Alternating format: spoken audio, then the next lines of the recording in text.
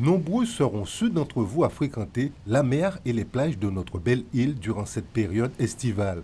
Sachez que vous pouvez le faire en toute sérénité sans que vous ne soyez importuné par aucun squale mangeur d'hommes.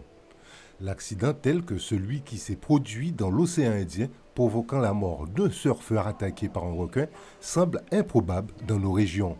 La pauvreté de nos fonds marins et l'absence d'espèces réputées dangereuses seraient les principales raisons. Un poisson de 400 mètres de long qui va peser 7 ou 800 kilos, il lui faut manger énormément de poissons. Quand il vient ici, il ne trouve pas de poissons, donc il ne reste pas chez nous. Je pense que la première raison qu'il n'y ait pas de requins chez nous, c'est la désertification de nos fonds. C'est excessivement rare, mais sur les Vierges ou dans des endroits comme ça, il y a eu quelques accidents, mais c'est très très rare. Et comme les requins sont plus petits, les conséquences sont moins graves. C'est des morsures, c'est des choses comme ça. Selon les spécialistes, les accidents provoqués par ces animaux sont des conséquences naturelles de la violation de leur territoire.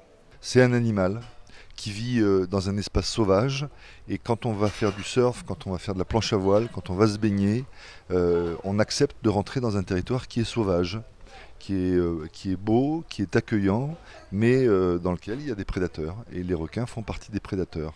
Et quand on va en mer, eh bien, on s'inscrit dans la chaîne alimentaire un petit peu, bien qu'aucun requin n'ait l'habitude de manger des êtres humains, on s'inscrit dans cette chaîne alimentaire, et il faut en accepter le risque.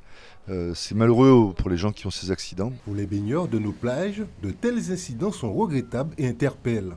L'heure n'est pourtant pas à la psychose. On a toujours des appréhensions, mais je reste quand même vigilante. Mais bon, je pense pas que j'aurais peur de quoi que ce soit. J'y pense souvent avec ce qu'on entend à la télévision, mais j'ai pas souvenir que ça soit déjà arrivé en Guadeloupe, donc j'ai pas plus peur que ça, non.